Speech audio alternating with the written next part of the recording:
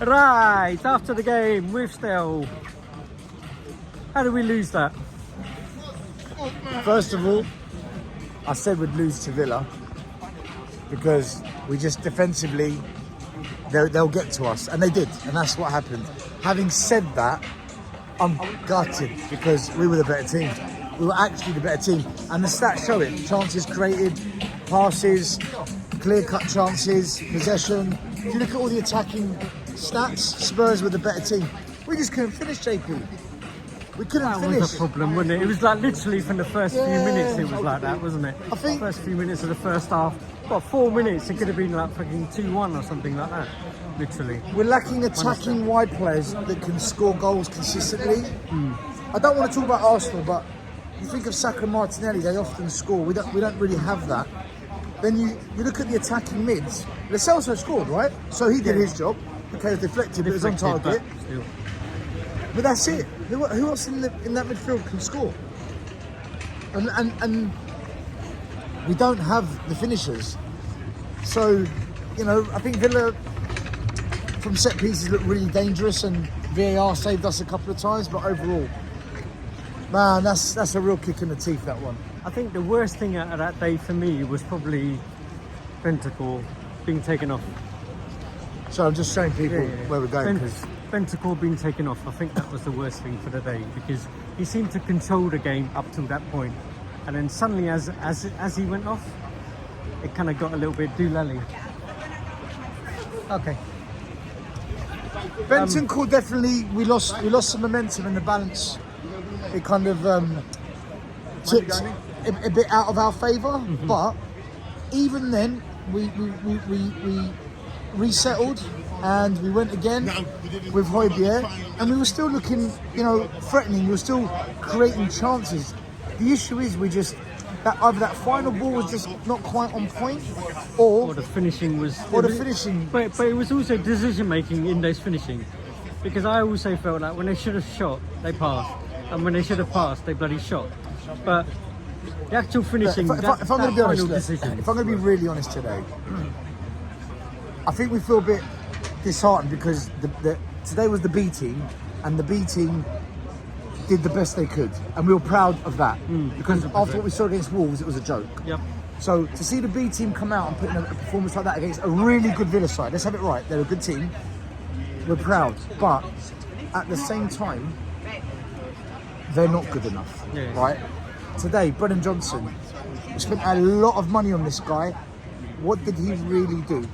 Okay, let's give him 10 games and then decide. Okay, he's only just really started his Spurs career. He was outshone a little bit by Hill today, I felt. Okay, well, see, Brian Hill, for all the good play today, when did he ever take on a man? I didn't see it. And he's very lightweight, he gets knocked off the ball too easily. So I'm not saying Brian Hill was bad today, but he wasn't great. And then I look at the midfield. To finish a game with a square of Royale, Davies, Højbjerg and Skip, bloody hell, we were never going to win. So that B team, as well as it did, as much as it tried, is still lacking. But yeah, if we had the full team, my God, I reckon we would have battered Villa, because that B team gave Villa one hell of a game. We really gave them and we shouldn't have lost. We didn't deserve to lose, and that's with the B team. So I don't want to go in on them and criticise, but they still lost the game, JP. They still didn't have what it took to win it, and that's the reality. We've got to be real about it. It's work in progress, right? Oh, only if that chairman builds a squad. If he doesn't build Conte, Mourinho, Poch, Redknapp, all of them needed a squad. They all needed a squad. And he's doing what every manager before him has done at the beginning. Getting the most out of juice what he's got. out of the fruit. Out of what he's got. Blood out of the stone. That's it, isn't it? The only kind of thing that makes us a bit more optimistic is that we go for it. We don't sit back and protect, we go for it.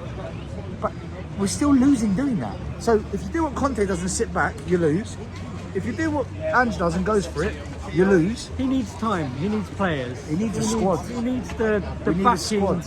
and everything like that, which is something that we know. As this is 12 games into his. JP, on the, into his on the start, bench today, we had Skip, Højbjerg, 2 goalies. Donnelly, 2 goalies, Dorrington, Veliz. There was nothing to come off that bench where you thought, wow. and nothing. change it. There's nothing to change it. And we're going to get injuries with this lot, which means this will get even more It's thinner. difficult. The only good news is Romero's back in 2 games and Basuma's back the next game. I thought Udogie and Lo Celso today were the 2 best players on the pitch. I thought Udogie was brilliant, although in that final third I think he's lacking a bit. But other than that, he was everywhere today. He was everywhere. He was everywhere. He was all over the and he pitch. did a brilliant Top job of the defensively. And I thought Lo Celso, listen, I've said it all along. I think there's a good player in Lo Celso. I've always said it. He just needs to play in that attacking role and to play in a team that plays attacking football. I want to see a bit more from Lo Celso, JP. Kulu in 10. It looked like it worked to a certain I extent. thought he played well in both positions today. I thought Kula had a good game. I thought he had a good game. He I was thought all he had a over the good game. place. He held the ball. He actually ran on with the ball like these times. He seemed to cut in, and I don't know how he didn't bloody score. To be fair, but I thought Porro didn't have the best of games. He had 2 or 3 set pieces where just poor crosses of the ball from dead ball situations. Porro isn't actually that great of a crosser, but when the ball's moving and he drills it in the box, he's really good. I mean, we'll talk about it more on Monday. But we also wasted a lot of dead ball situations, a lot of free kicks That's that what I we mean. had outside the box and because stuff the like delivery that. wasn't good enough. It was just like This is what I'm saying. From dead ball situations, Porro was one of the big culprits today. The delivery wasn't good enough. I don't see the point of bringing on Veliz with 7 minutes. Bring him on and let him have 20 minutes and be the striker. you need to give these people proper time, don't you? And it's Comes on, time. runs around, and what's he shown us? Nothing, because he's not been given much time. So, but listen. We move on. I thought we would lose, and we did. But I'm gutted because we didn't deserve to lose today. We didn't. We did not deserve to lose. And by the way, big up to Ange Postecoglou, because he made the kind of changes that we didn't think were going to happen. I thought for sure Højbjerg, Dyer and Davies, The same 100%. starting lineup. It I would be the thought same 100% starting they'd start. He changed it. Yep. He didn't play Kulu in the middle. He tried something different.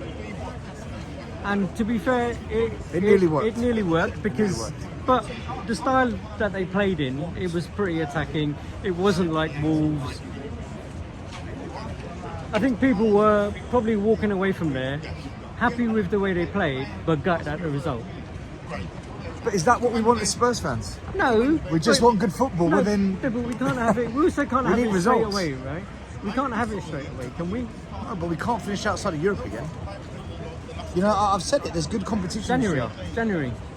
January's the finding out time, right?